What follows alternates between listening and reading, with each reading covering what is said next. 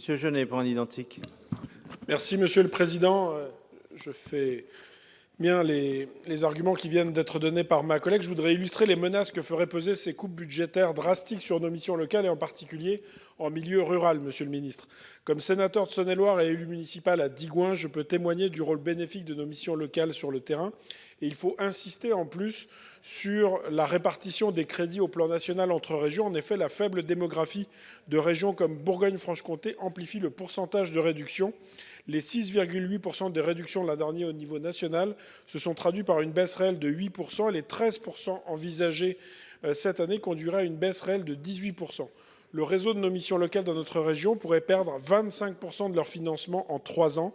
C'est donc une véritable hémorragie qui se produira en milieu rural. Elle mettra en péril la continuité des actions et l'équilibre même des structures, et cela à un moment où les besoins d'accompagnement des jeunes confrontés à la précarité et à un marché du travail incertain n'ont jamais été aussi importants. Mesdames et messieurs les sénateurs, moi j'en ai retenu trois familles de réponses.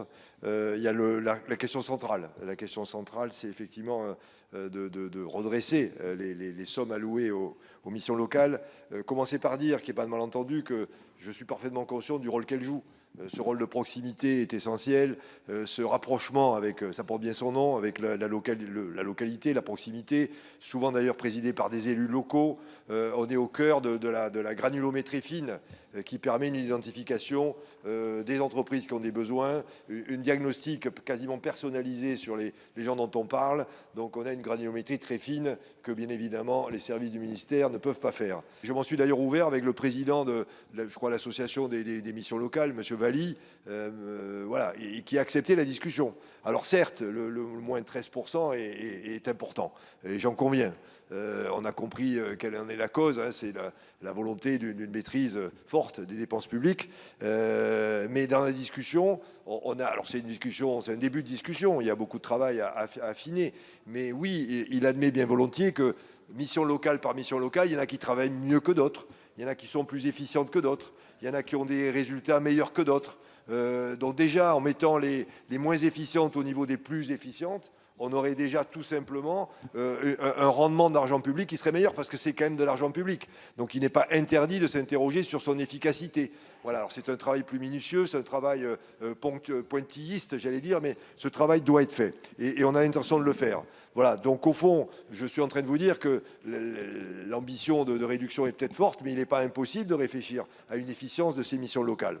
Ça sera ma réponse. Pour autant, je ne pourrai pas accepter l'amendement et vous n'en serez pas surpris. Je voudrais aussi...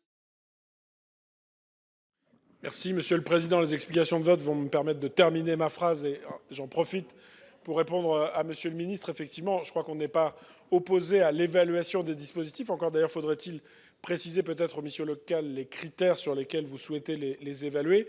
Mais effectivement, les réductions de crédit de l'année dernière ont déjà produit des effets, que ce soit en suppression de postes, en fermeture de dispositifs, en réduction de la présence des antennes locales et de permanence de proximité en milieu rural, mais également en nombre de jeunes accompagnés.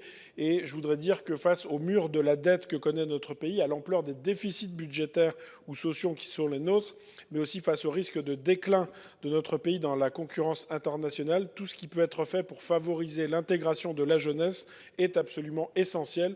Les missions locales y participent pleinement et je crois que c'est pourquoi elles méritent d'être défendues. Et Monsieur le Président, je vous laisse 9 secondes.